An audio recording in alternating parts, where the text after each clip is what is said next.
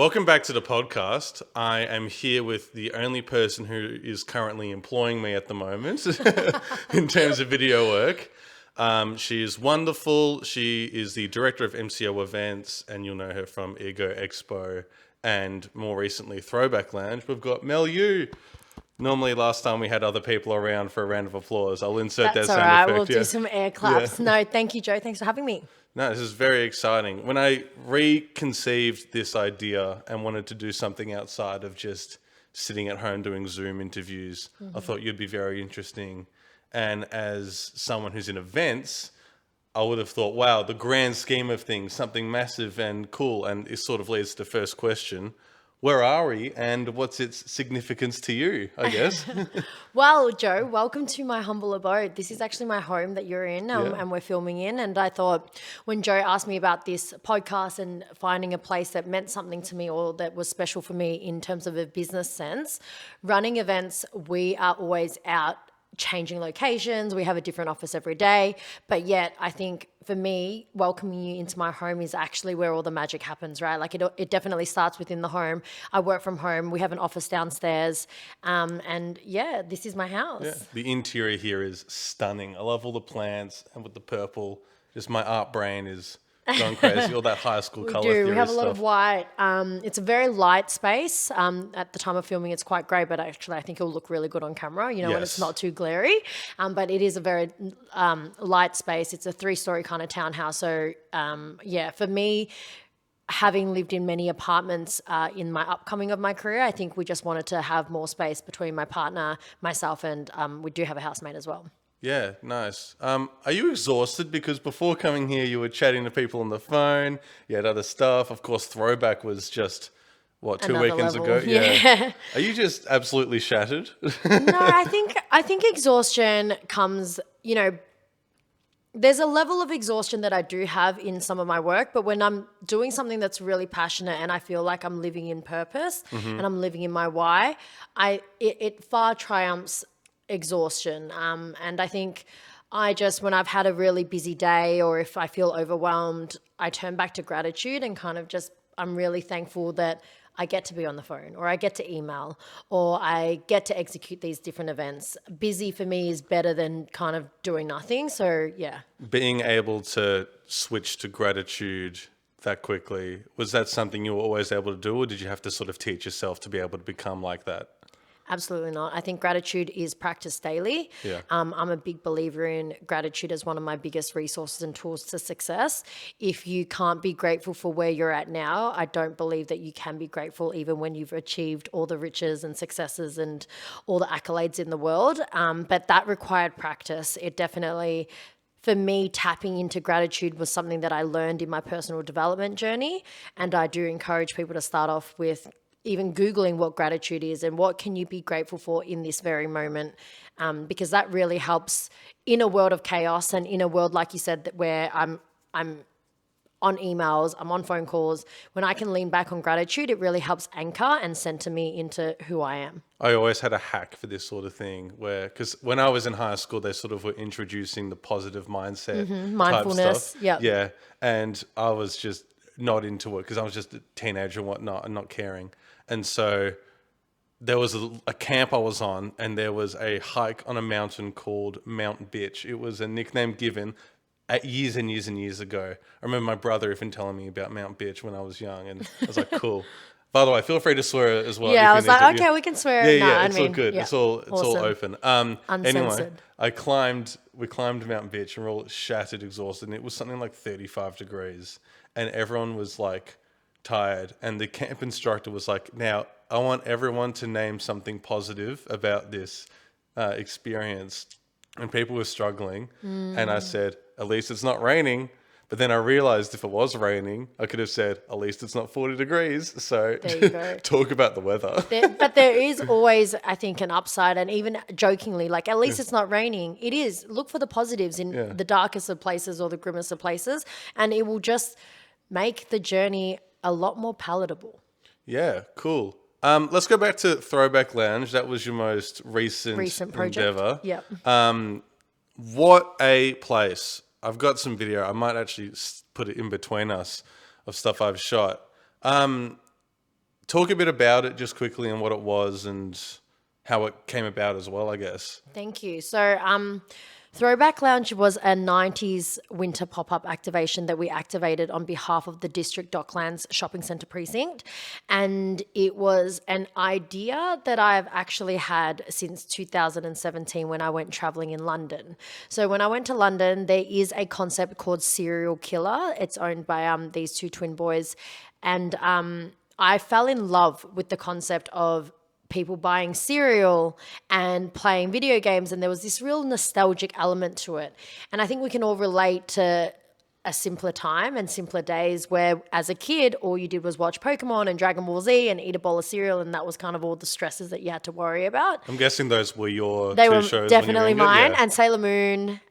But yeah, they're the main kind of Nice. ones that Yep. I really tapped into as a 90s kid. And so when the District Docklands came to us as an event management company and said, hey, we want you to create a immersive experience that's going to bring people together after COVID, you know, revitalizing the Docklands, that kind of thing. I pitched this as one of my many concepts and ideas, and they fell in love with it. And we got to execute something that I think reminded people a little bit of themselves and a little bit of their own childhood. And that was kind of it. We served at the Throwback Lounge. We threw it back to the 90s, and we served cereal, we served Pop-Tarts, we served fairy bread. We had matching tracksuits as our uniforms. And alcohol. There was alcohol there And too. there was Yeah. alcohol. There was spiked milkshakes. And we just collectively wanted to bring this creative idea to Melbourne. And I think it was very well received. Oh, it was fantastic. It was popping off and just all the colors and excitement. I was born in 2000. Have I told you this? Yeah. So there's 90s components. So my older brother's 2 years on me. Yep. So he would always put the shows and stuff. He controlled the remote. Yes. Do you know that sort of deal? Are you an older sister or a younger sister? I'm in the middle, but Okay. yeah. So, but I totally understand that my older brother would be the one that watched, and I just follow suit. Yeah, exactly. So he would put on, what was it? It was always early 2000 stuff. So Drake and Josh. Yep. But everyone else my age was watching iCarly. But Yeah, it's funny the Miranda okay, Cosgrove interesting. connection. But he would put on a couple 90s things. So we'd get Ren and Stimpy and Beavis and Butthead. Yes. And that has very much shaped my sense of humor. Have you watched either of them? Yeah, Beavis and Butthead was very popular as well. And I think, I think there's the early 2000s and then the late 90s, they're merged, right? Yeah. They're blended into sort of one. So even as a millennial kid, even at the Throwback, people were like, oh, I remember that. Yeah. Because it was blurred lines back then. I But yeah. could connect to it a lot. It was very exciting as well to work at an event like that. So the videography and stuff like that. And thanks again for bringing me in. You keep recurring me, and I like it. I like being out there and networking and stuff like that. What a community you have. You're the queen of Melbourne. Did you know that? Yeah. Does that make you feel weird, me saying Yeah, that? I'm like flattering. I definitely am not. But I like to think that I get to contribute to the Melbourne culture and community and the events that it puts on. I contribute. I'm one piece of a very big puzzle. Oh, that's it's very humble and nice to hear. I guess as well, in terms of community, because there's so many people that are around you, and I heard about you at Ego Expo, and this is how big Ego Expo was in the end. I didn't know it was you who was running it, so I volunteered videography there, and I met Jim, your brother-in-law. Yes, Jimmy Projects. That's an inside joke, isn't it? Yeah. He told me He about is my it. brother-in-law, though. He Like will formally? be. Will be? Yeah. Well, unless he needs to propose to my sister, but yeah. Yeah, there we go. And he was super cool, and everyone kept saying, Mel. It was like a cult. We were like, where's Mel? Mel.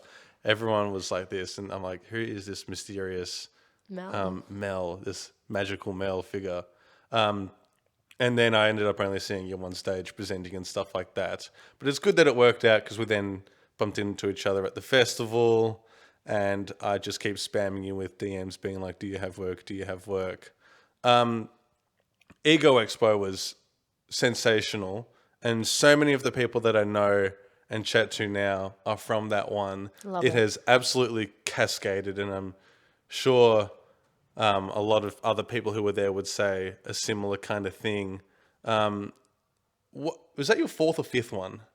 No, that was our third. Our third. Yeah, Oh, I so see. we actually we had to postpone our fourth, like our third due to COVID. I see. So we did cancel the 2020 show, but we had one in 2018, one in 2019. 2020 got cancelled because of good old the pandemic. 2021 it wasn't safe to still come out, and then 2022 was actually our third. So it's a lot younger, I think, than what people realize. Because right, we have been around for 4 or 5 years, but physically as an expo, that was our third.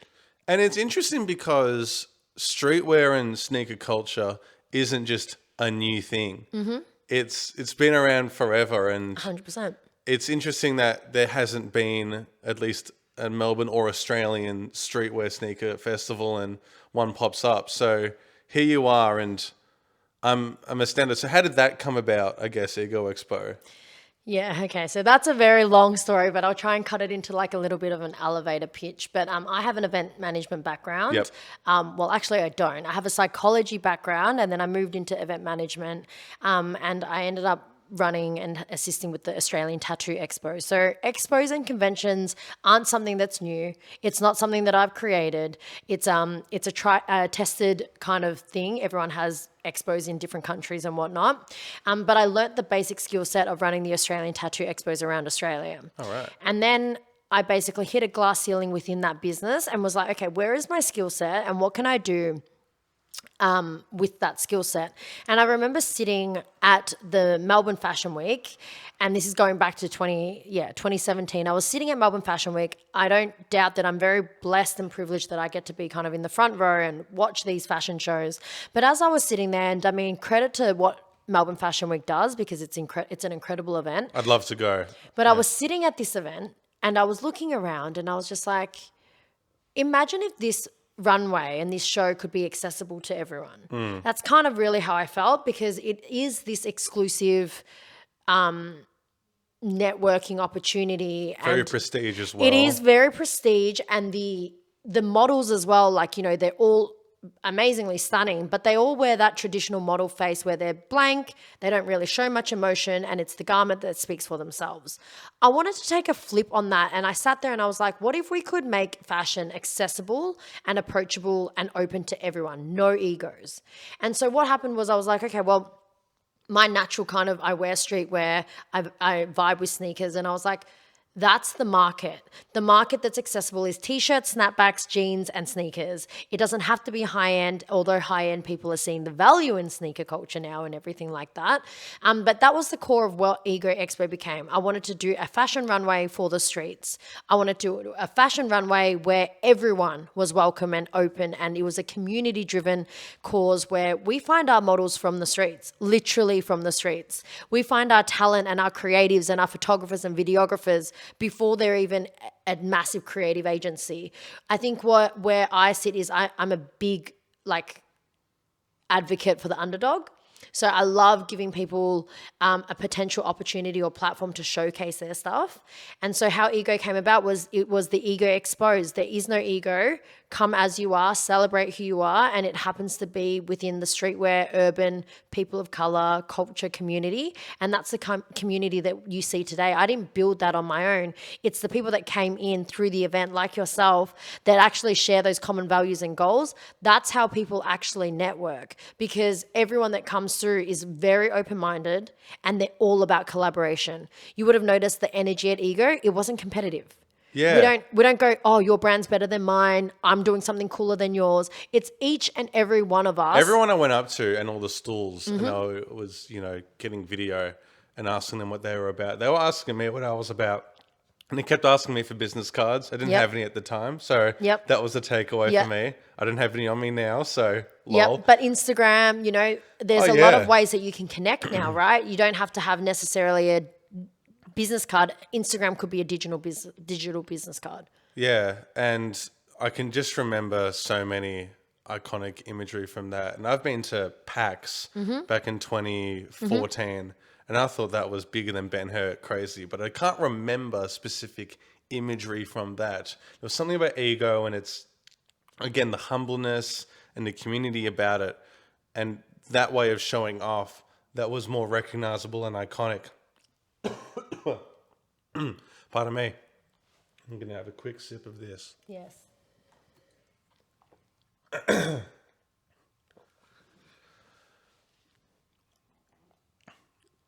I like how you spoke about ego as if there was a problem and then you solved it. Very much like an entrepreneur. Would you consider yourself one? Yeah, so I never considered the word entrepreneurship in my language, in my vocabulary, for as long as I can remember. I wasn't brought up into entrepreneurship, right? My dad has had his own business. We ran a Chinese restaurant, but I wouldn't say he was entrepreneurial. But now, if I'm like, do I identify as an entrepreneur? I do, because I think an entrepreneur, the very core meaning of that is they identify a problem and they solve it, and they also take risks. Do I tick those two boxes? I think I do. With Ego Expo, I saw a gap in the market. I saw that there was an opportunity to actually help emerging independent business brands to connect to their customer face to face.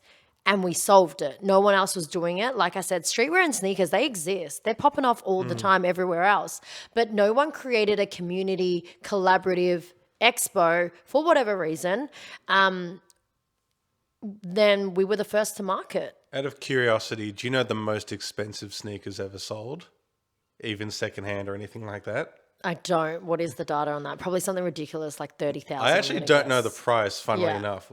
So, but would you like to guess a celebrity of who it's related to or an athlete? Oh God, would it like Kanye West? I don't know. It was Michael Jordan. So Oh, of course it was. he had food poisoning the night before, and he's on. I actually don't know how long basketball goes for in LA. Let's say it's 40 minutes. He's normally on for 37 because Yeah. they have to take a break. He took the last 5 minutes off because the food poisoning was getting to him, and he just had to like sit down and was just sweating and sick and not cool. And then someone sitting behind leans over, taps him on the shoulders, and goes, "So when are you selling the sneakers?" I don't know what's happened. I'm losing my voice. Just cough it out. I think you need Yeah. to cough it out. It always does this if you're like recording live, and then it's just like, you know what? Somehow you've got a tickle in your throat. This is authenticity though, so I think you should keep all of this and keep rolling. Oh with yeah, it. no, that's the plan. I Yeah. think you see podcasts where it cuts a lot, and it's like Nah, they clearly let it roll. Yeah, no, that's the plan. Anyway, taps on the shoulder when he's selling the sneakers. Jordan begrudgingly takes them off and just passes them to him there. And then later on, that guy, he also signed them. Later on, that guy sold them. For God knows how we need to much. find that number. We need to right find out. here, Yeah, okay? we'll put it in there. Yeah, absolutely. Something crazy. But they're considered like the sick Jordans. And so no one's ever going to wear them. They're going to be in a glass box on a mantelpiece somewhere. Yeah. But yeah, I found it really cool. But that's the key thing with streetwear and stuff like that. It's very American, or it's English. With currently, September 2022, English rap is becoming big and their street style's coming through. I can't really think of many Australian streetwear icons and stuff like that. I'd like to see more. I guess what I'm trying to ask is, it's like, do you want to see Australia be more successful in that area? What would you Yeah. like to see in Australia I regarding think it's this? interesting. I think this is a much bigger conversation than just streetwear, right? Because Australia in itself culturally is quite young compared to the rest of the world. And when you go and you explore London and you explore the States, it's so inherent in their DNA. And what I mean by that is street culture in the States is they had to fight for an African American. Whereas Australia, we have some street culture, but I mean, like, what do we call it? Broadmeadows, Springvale? Like, Yeah. like it's not as deeply cultured and rooted in what they believe in and do compared to the States. And so Australia mimic and mirror a lot of influences from other countries. Yeah. We're very multicultural though here in Australia. So I think we're still trying to figure out our identity, what it means to be Australian, because that is a conversation in itself. Do I want to see more Australian designers and brands? Absolutely. The European opportunities in the market, it's easy to go to Milan and like Paris and all that, because they're all 1 to 2 hours away from each other. Australia on the global map has always been seen as down under, literally because it takes 16 hours to get here. So we're kind of that forgotten child compared to the rest of the Americas and the Europes and even the Asias. And so what I want to see, and why Ego stands in with so much enthusiasm and pride from my team, is we want the world to really start recognizing that Australia's got a lot of talent. Melbourne creatives alone is so talented, and I think you're seeing that for yourself. And for the first time, I think the world is watching what we're doing. I think it requires patience, it requires hard work, but we do have designers that are getting taken up and going overseas. Even in basketball, we do have Ben Simmons and all of that going overseas and playing in the big leagues. So I think slowly we are getting recognized. We do have talent here, which is why I focus with the Ego Expo business model. We focus, everything is grassroots, everything is homegrown. All our designers and everything like that are from here, and we want to celebrate that boutique, shop local, support local message. Yeah. Wow. You know, as well, interesting fact. Did you know, God damn it, every time I speak is going to come out the phrase cultural cringe and what that is? Okay. Elaborate. It's sort of, God damn it. Cultural cringe is sort of feeling uncomfortable about where you are and who you're from. And it was basically, it was about literacy and literature that came out from countries and stuff like that. But as a term, it broadly came to movies and TV shows. And it's why a lot of people don't like Australian shows and stuff like that, because we sort of... Cultural cringe. And people point to it. But that, because you hear about, for example, I would watch Australian Ninja Warrior and be like, this is crap. And you watch American Ninja Warrior and it's fast paced and it's great. Yeah. But it turns out, because my background's media comms at uni, going back into history, Australia had a booming cinema industry. Right. We started importing a bunch of American movies and they were just more popular. And we just never got sick of them. Yeah. And there is something about the way Americans do movies, and it's like when we watch a lot of Australian films, I have to admit, it's like sometimes it's just like we just don't hit the plot and the crescendos and the that action kind of thing. We're just a little bit drier, a little bit slower. I'm not sure, because I feel in a TV sense, because movies, they don't have to. You can make it about an area, but they don't have to be located necessarily or granted to a nation. But I think we find that when we do Australian version of Ninja Warrior, Australia's Got Talent, Shark Tank, that was the big one. I actually have written down a script for a YouTube video which is comparing Australian and American Shark Tank. TV, and I got Shark Tank. Shark Tank in America is a brilliantly, efficiently curated show. Agreed. In Australia, they're not sharks. Respectfully, the RT guy, Stephen... Who are our investors? Janine Alice was one of them. Yep. Boost Juice. Red Balloon, Naomi something. Oh, yep. Actually, I remember now. Vet Smart guy. And they're all friendly, and no shade on them, but they're not really sharks. But you watch Kevin O'Leary and Mark Cuban fight each other, and they're savage. They're sharks, exactly. I also found that in the Australian one, we have a voiceover where it's like, here is Sharon with a brand new solution for cleaning up the sink or whatever it is. So that's how we get introduced to them. In the US version, there's no voiceover. You see the person walk in with the music, then they pitch it. They talk about it, yeah. So we actually get introduced to the guy giving the pitch the same time as the sharks. So it's the same thing that we get to be like a shark watching the show. But Australia missed that because we already know the person. We don't get to sit in the shark's shoes. We don't get to think like them a little bit. So that was one thing. And I found that voiceovers in everything. This Australian voiceover, it's like, this person is from the smallest suburb in Wollongong, in the middle of nowhere. When my father passed away, yada, yada, yada. It's always 100%. Australia's Got Talent, Australian Idol. Everyone is like, you just need to cry and you'll make it to the next round, right? Like, we love a sob story, but I also think I probably agree, like, we tie it into the location a lot. I also think in Australian films, either they turn up the accent, but like it just feels so much more proficient compared to, the American accent. But I mean, yeah, we digress. But there's definitely a lot of influences and cultural differences, but cultural cringe kind of makes sense for the Australian. It's a bit like a parody on our culture. Like we go a bit too far one way. Yeah, and it's going to be Paul Hogan, then it was Steve Irwin, Yes. now it's Chris Hemsworth. The Australian model and celebrity that we put up is just the same person over and over again. Yes. And Steve Irwin is...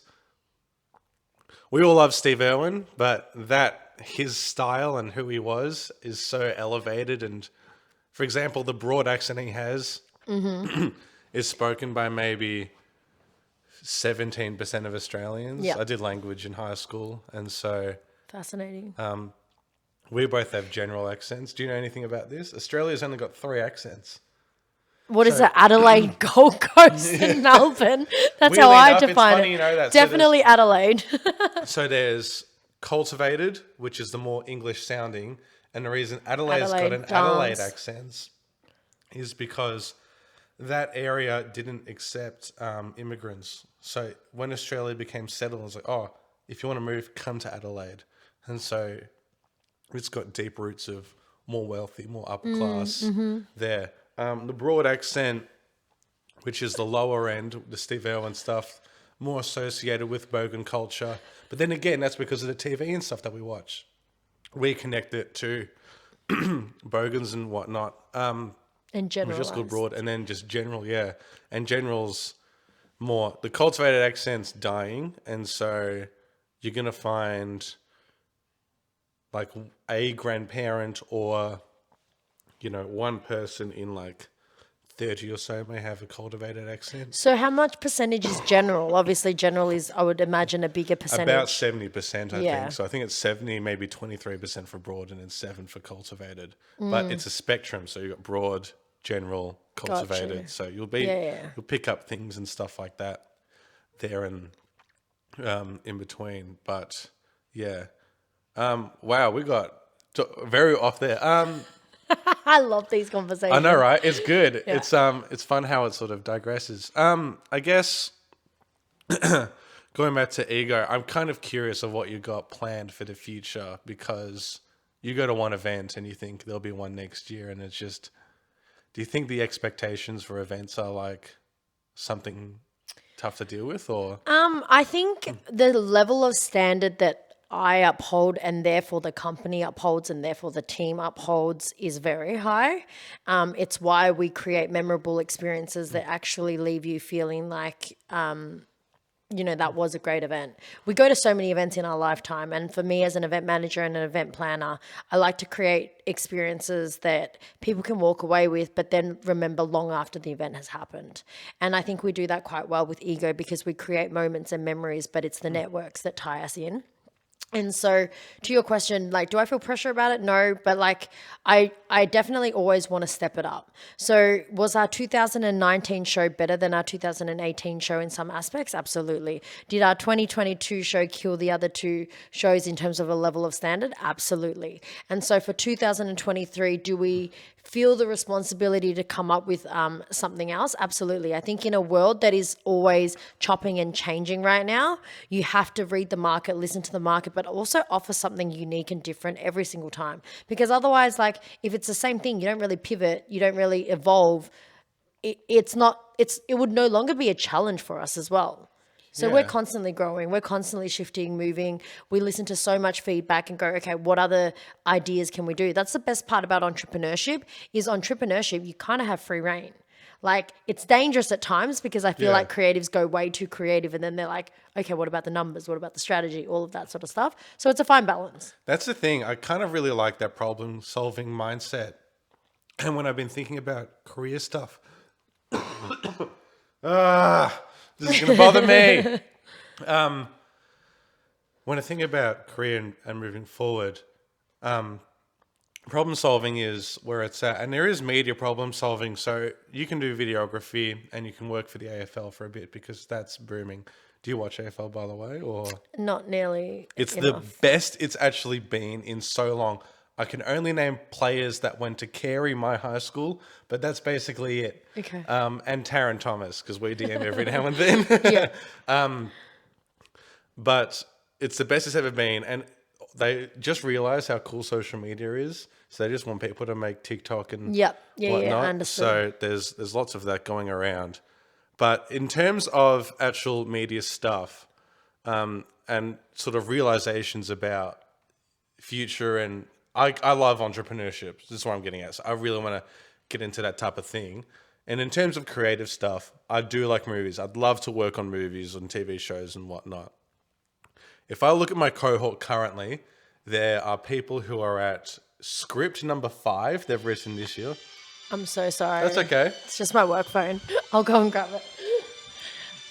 Should probably turn things on silent. Yeah, I'll make sure I'm on silent. Yeah. And you know what? It's probably a telemarketer. Oh, do you get those a lot on your work phone? Yeah, so that was my work phone, guys. I love the authenticity in this. I'm just going to roll with it. Yeah, no, all good. I have 2 phones. One's my personal and one's my work phone. People are like, why do you even bother? But I just don't like having my personal number online and stuff. Oh, fair enough. I had, at my old job, people would have 2 phones. Sales phone, personal phone. But one friend had the same model for both and the same phone case. And the same And they got a ringtone. sticker from work and they put them on both. And I'm like, how do you tell the difference? Anyway, continue. Anyway, back to the Entrepreneurship. thing, entrepreneurship in media. So I found that the problem-solving side of things is more interesting because I can't compete with the creative people.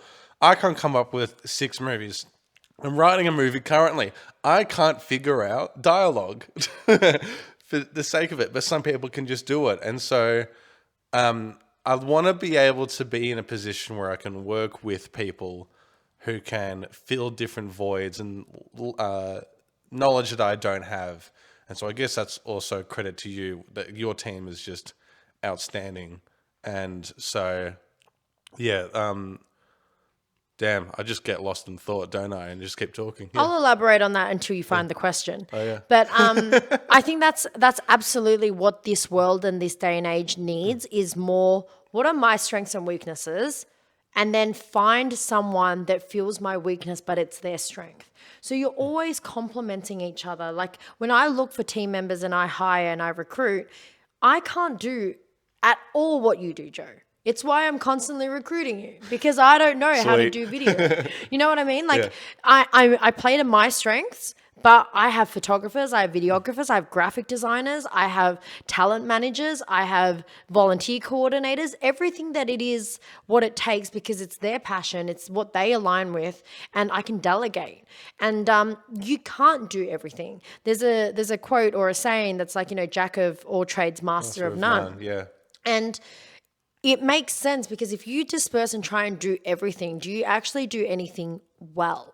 And it's okay to find your niche and be special in something. So if yours is video and it's that and it's capturing that or storyboarding, there is someone that lives and breathes script writing and dialogue. Yeah. Yeah. So find that person. It might take a while to shop around and find them, but once you find that synergy and that harmony, that's where magic happens. But if you're struggling and you're constantly like, I can't write dialogue to save my life, well, Google, go on Seek, go on Facebook. Hey, does anyone know how to script write or write dialogue? The amount of creatives that would jump out and be like, I'd love to work on this project. You'll be very surprised. Would that be your first bit of advice if you're trying to find people to work with? Is Google, LinkedIn, go to Ego Expo, that sort of stuff? First, go to Ego Expo first Expo, because yeah. it's a networking and creative community that's probably aligned with you. No, jokes aside, but definitely, I think we live in the world of internet and very, very fast internet that connects us and allows us to work with people from all over the world. I have team members and designers and stuff from overseas. And that is the beauty of the internet, to be able to connect us and, a DM away and you literally have someone writing back going, I'd love to do this. So I think your first point of call is anyone that inspires you online, on Instagram, on TikTok, send them a message. Don't forget that there is always a human on the other side. If that person doesn't write back for whatever reason, don't take it personally. They're probably busy, they've probably got a following, whatever it may be. But the right person, if you DM enough times, I promise you, there's someone that's going to be on the other end, like me, that gives everyone a bit of my time. Yeah. It's just the way that I am. But you want to find people that are going to align with you and want to work with you. And again, don't be like, I don't have the money, I don't have the resources, I don't have the time, I don't have this. All the excuses under the sun. Just go out and start doing the work. Yeah. I guess if you want to get a bit real, we've been talking a lot about success and how to get things to work. I guess also with entrepreneurship and risk taking, sometimes things don't go according to plan. And if I may use the word fail as well. Did you want to perhaps discuss a little bit about any setbacks or anything like that you've encountered and Yeah. how you've reacted to them? Life is always going to have setbacks. That's what life is. Life is about, the ups and the downs, the highs and the lows, and that's kind of what life looks like. So failures, and I know a lot of people probably diving into this space and listening and tapping into your podcast is going to know that failure is just lessons, right? They're just learning. So you need to find what the lesson is. And I literally said it today in a vlog, like you don't learn much from your successes. When you win and you nail it, there's no real lesson in it because you kind of almost just get an ego. But when your ego gets shattered or bruised or hurt because you failed, you lost money, you took a wrong, partnership deal, things didn't work out, there is so much richness in that.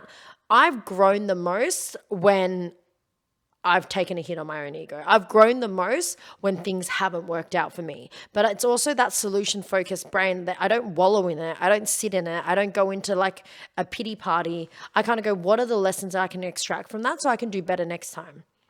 Did you have an instance of something not going well that you like really remember distinctly as a very important lesson? Or? Absolutely. The first year that we did Ego, I won't say how much we lost. We lost an incredible amount of money. Oh, okay. Yeah. And I think no one talks about that nearly enough. No one talks about the cash flow issues. No one talks about the budgets. People think it's a great event and they put it on, like, for us, we put it on, all the bells and whistles. But no one knows that I personally and the company took a massive hit on a financial loss. And so it's like, is that actually a sustainable business model? Absolutely not. If you lose money in a business, that's not a business because a business is designed to be profitable. Yeah. And so that first year of business, it was all trial and error. Did I take a hit? Absolutely. Did I feel like I literally got like corked in the gut? Absolutely. But then over time, I had to process and everything like that. You workshop it. The next year you get better. The next year you get better. You don't make the same mistakes twice. Yeah. Wow. I get really anxious when it comes to money. Mm-hmm. I have a business account and, when I do the videography and I invoice people, I had to, because I don't have a job currently, I had to email my dad's accountant, how do I pay myself? Mm-hmm. And I felt so funny because I'm like, do I need to write myself up a pay slip? And he's just like, no, just transfer it and leave it a little bit behind for super. Then I'm like, oh shit, I got to remember my super passwords from my old job. Yeah. You're going to figure that out though, right? Like when you start, don't overcomplicate it. I think if it's like invoice people, if you have money coming in, do whatever, like you'll figure it out. You don't always get it right. We don't always know our numbers. We don't always price ourselves correctly as a creative or an entrepreneur. We don't really know how much the value of time is until you start doing more and more jobs and then going, actually, I think this is where I sit in the market. What do you think of the expression, it's not what you know, it's who you know? Because I've found who I've known and really who my parents know has been really helpful. On my website, I did this big project for BASF, which is the world's leading chemical company, and their Australian division when they turned 100. Mm-hmm. And that was one of my dad's friends. And if my dad didn't know him, that's the biggest video job I've ever done.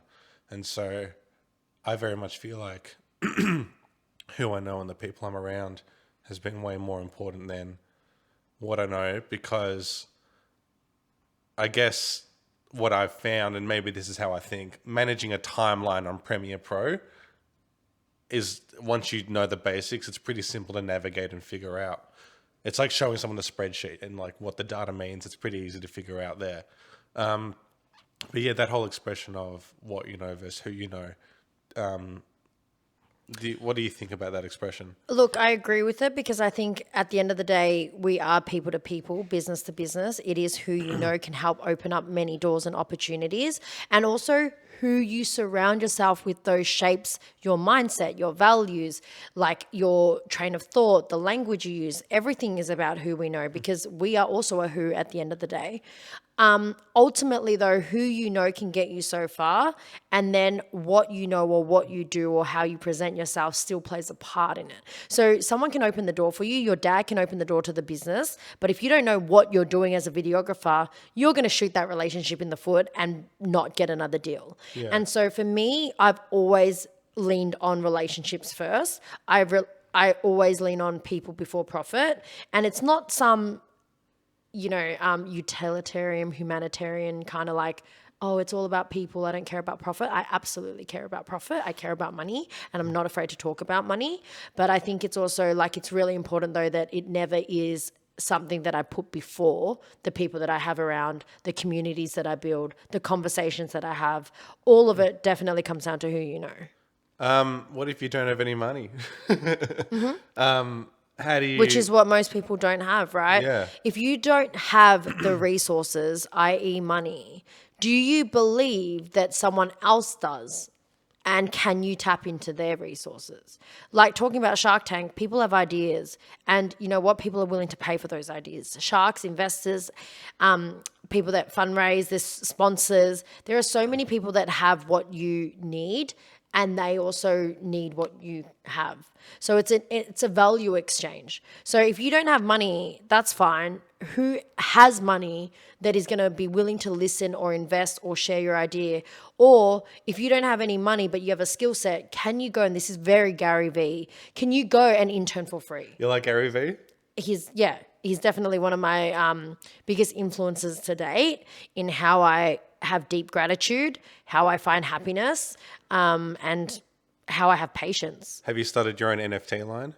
I haven't yet, but a lot of people have asked us to do that for ego. Oh, yeah? I just want to make sure that we actually find the right utility, and a lot of NFTs fail. Yeah. So it's all in the launch, it's in the product, it's in the utility. So that's a whole nother conversation, but I'm very fascinated by the Web3 space at the moment. Yeah.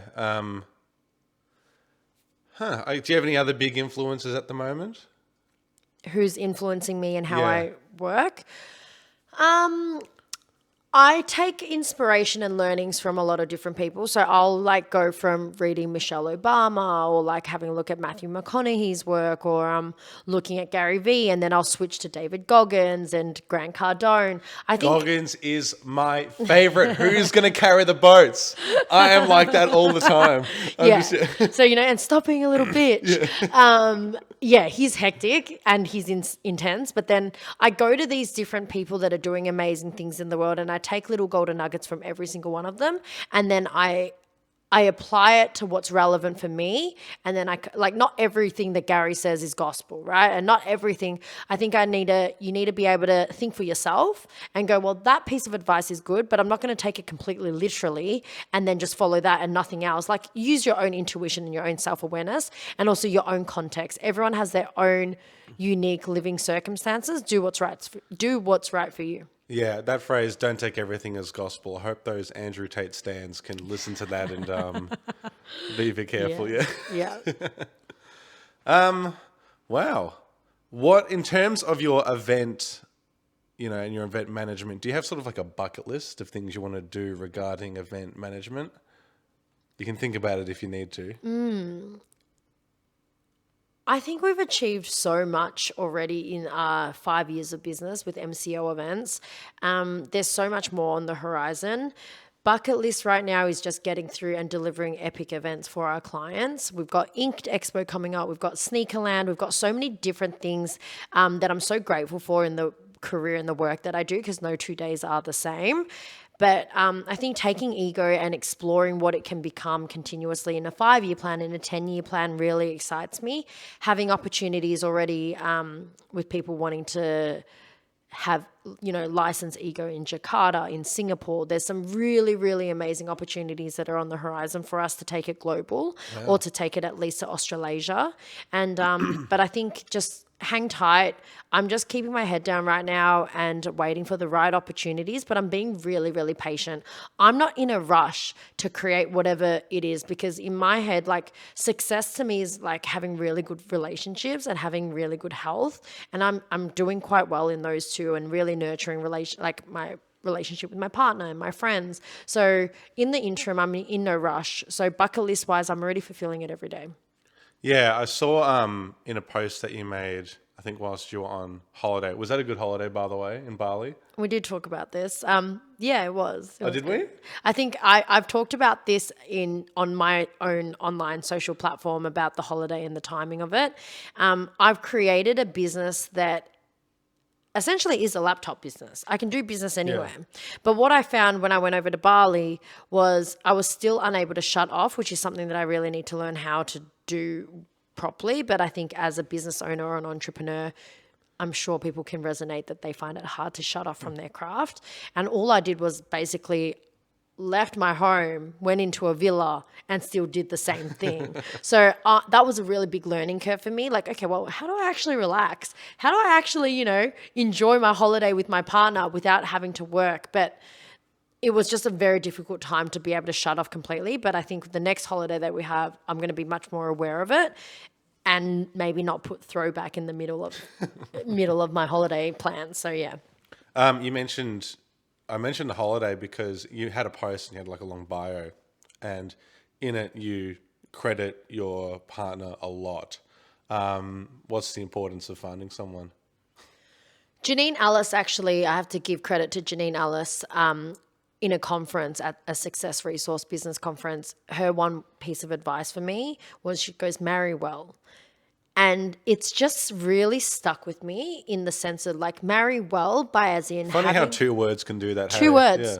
And she just said it with such simplicity, but she dedicates her entire career and success to a partner that was always really supportive, always caring. Whenever she doubted herself, her partner lifted her up. And now living with that and having a supportive partner, I think it really is a key to success. It's why I try to give back so much to Jordan. It's why I try to really give him the credit. And no matter how much I do, like, no matter what words I say, I still don't think it's enough, but goddamn, I'll try. And I really think having a solid partner that vouches for you, backs you, sees every single shade of you, and then still stands by your side, that is something so rare and hard to find. And, ultimately, as humans, I think we want to be loved and loved in return. So, Yeah. Because at Throwback as well, I remember all of you are putting on the event, you're setting up the store, getting the interior right, getting sponsors sorted, stock, yada, yada, yada, cereals from around the world. But then again, you're also making coffees, serving drinks, cereal, and all that sort of stuff. And this relates to a phrase: if you love what you're doing, you'll never work a day in your life. And I think that's bullshit, because not to discredit people who serve and are in the service industry and whatnot. I find serving food, and when I was in my retail job for 3.5 years, that was work. Doing the videography and stuff like that, that's work. I like getting an end results, but firstly getting started with an edit is, God, that's exhausting, and work and stuff like that. What do you think of that phrase? If you love what you're doing, you'll never work a day in your life. I believe it though. So my opinion is that I believe it, because as much we do whatever it takes to get the job done. Exactly what you said. It's like we're working. Don't get it. You see us. We're working. We're behind the coffee bar. We're like, I'm very grassroots in my business. I'm an owner operator. So it's like, yes, I'm an owner, but I don't wear a suit or anything and tell people what to do. I'm on the front line with my staff. But we all are going to have to work in this world. No matter what it is in life, like, there's going to be some sort of sacrifice. And I think for me, I'm actually living life on my terms.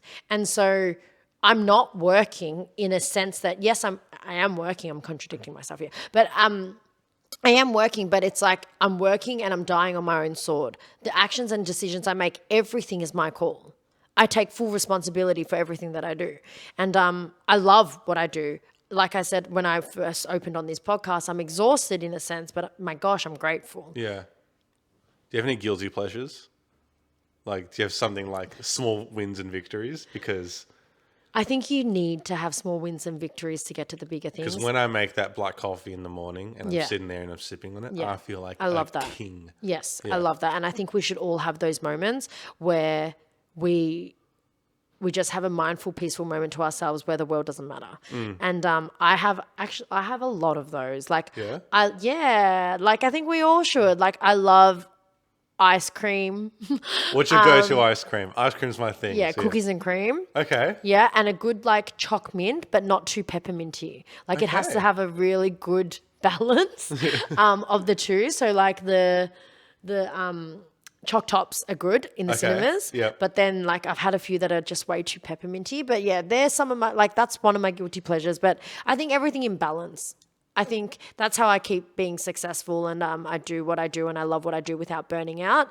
Is I know when I need to tap out and I need to, recharge, and I also know when I can just turn on Netflix and watch entertainment for the sake of just watching entertainment. I tell you what, here's actually something I spend money on as a guilty pleasure and something I just do myself. I go to the movies all by myself, and everyone I tell this to has a different opinion. Is that weird? Is that cool? I just have a great time I just by love myself. that. Enjoy your own company and date yourself. Yes. So I I actually, bring 2 beers as well. Yeah. yeah. So I actually put One this. for the ads at the start, one for the movie. Oh, it's structured. See, you've got a full No, routine going on. that tends to be what happens. Yeah. So I actually had that on my bucket list in 2019. So what I did, because I create a set of Yep. goals at the start of every year, and I do things that I've never done before. And I actually was like, go to the movies by myself, and that was a goal of mine, and I ticked it off. And I was like, I think each to their own. For me, I felt super weird about Yeah. it, and I was like, ticket for one, thanks. And then like going and purchasing all of that for me, because I associate movies as a social outing and an Yep. experience. But then, I did too. yeah, I mean, it just becomes something that you're familiar with. I loved it. I love the challenge. I would do it again, but would I rather spend it and share it with a friend potentially? I travel alone. I take myself out and eat dinner and lunch and whatever alone. So I don't think I think it's just like, oh, I'd rather share that with a friend. Yeah, right. I struggle to eat by myself. See? I'll actually tell you a funny story about going to the movies by myself. First of all, you're going to do it like Tuesday or Wednesday night. Not a Saturday night. No, not a Saturday or Friday night, because there'll be other people there judging you and stuff But like no, that. you should do it. You know what? I But do us challenge you, especially- Joe. Okay. I challenge you. Okay. Okay. And I want this recorded as a vlog. I want you to take yourself out to the movies on a Friday or Saturday night. Friday night. I don't think I have anything planned tomorrow night, so maybe I'll challenge do you to it. do that Okay, and step yeah. out of your comfort zone. And what type of movie should I watch? Should I watch something like really soapy drama sort of stuff, or like high What do intensity you like action? watching? I watch anything. Media comms background, majoring in cinema and screen, so I'll watch anything. Just go and take your pick then. I Okay, think. I think you should choose if you're into action movies, you should go and explore that. But I remember it was after Throwback, the opening to Throwback when I was at yours. It was at 8 when I left, and I checked public transport, and I could get back to my station, which has a cinema near it, by like 8:56. I'm you like, went and watched a I movie. could watch a movie. And I there was- love this. And there was a bottle shop, and I picked up. There was a The deal. 2 cans? There was a deal on a 6-pack of seltzer, and so I love a bought good that. deal. No, but I feel weird about just walking in with a 6-pack of drinks. So I had a big coat on, so I was just 1 in here, 2 in here, and I think I had an inside pocket where I could fit 3.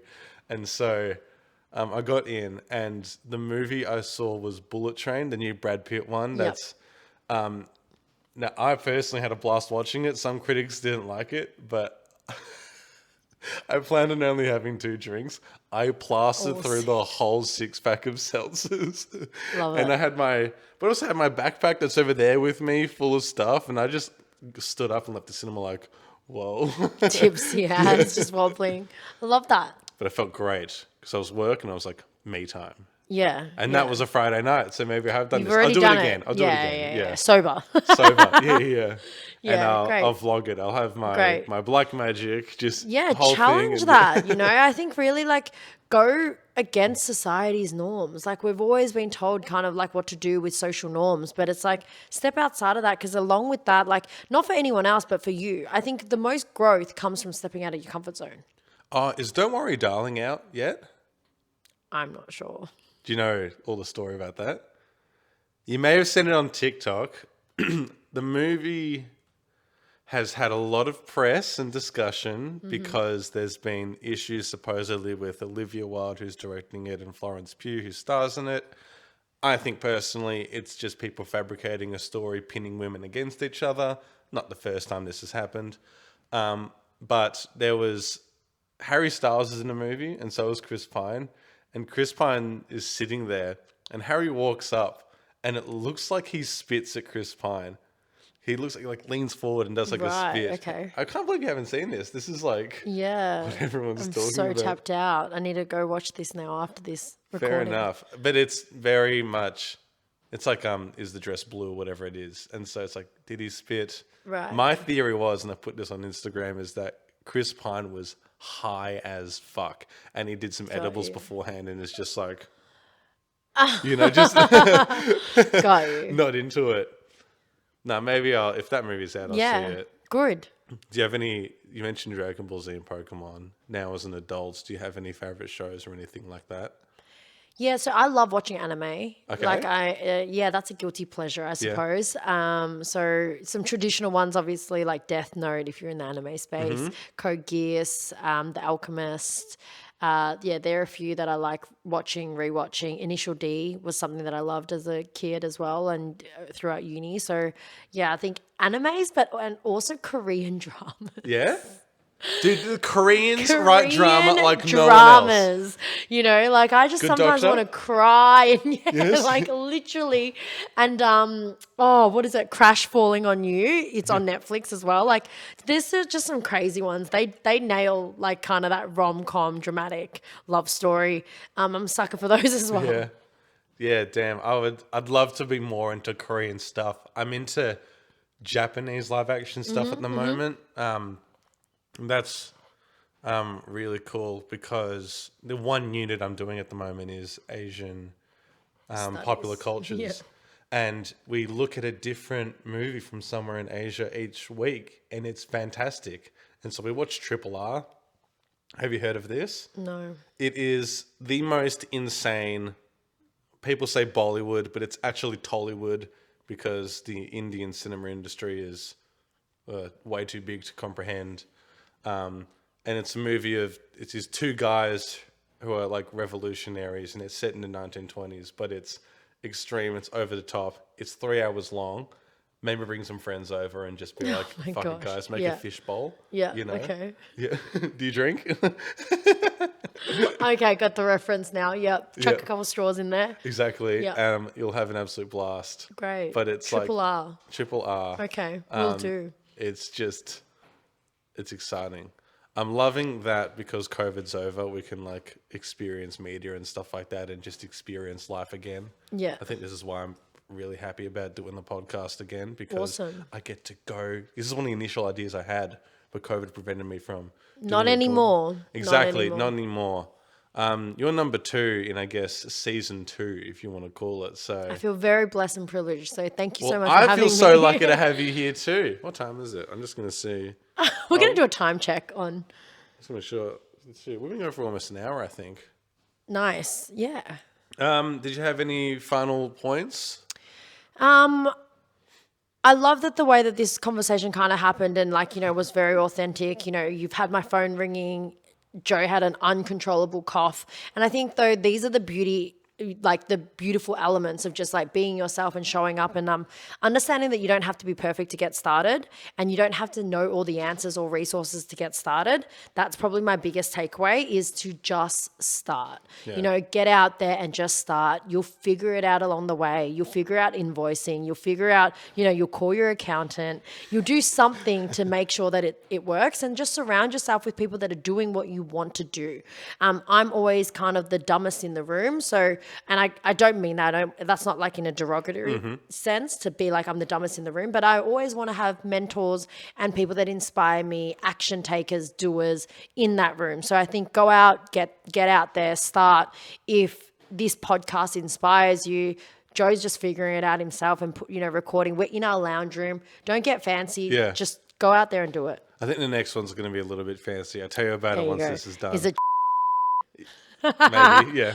But, I've already predicted it. Okay. maybe. Shout out to There's a few and people I'm messaging. In fact, Yeah. all the sponsors that you've had recently, I've messaged them about sponsoring this. Yeah. And so, great. yeah, there's so much room to grow, and I'm great to have you as a resource and friend, if I may say Thank that you now so as much well. for having me. This has been really cool. Damn, I'm lost for words. I'm so excited about how this has turned out, and Awesome. I'm keen to keep going. So thanks for the inspiration, and the audience can take out so much. But follow us, stay connected. Yes, where can people find you? Thank you. And I'll your just do I have information, a of course. podcast as well. So I'm like, let's just wrap it up now. And I'm going to self plug. No, of course. Yeah. But Instagram's where I'm most active. It's at Mel Yu, MELLIEYU. We've got Ego Expo. That's an annual expo if that interests you. And if you need an event manager or event planner, MCO Events is where you'll find us. Throwback Lounge at the moment has obviously been at a standstill, but should you want to see where we pop up next, follow Throwback Lounge. Awesome. Good night, Australia. I do that as a joke now. Yeah.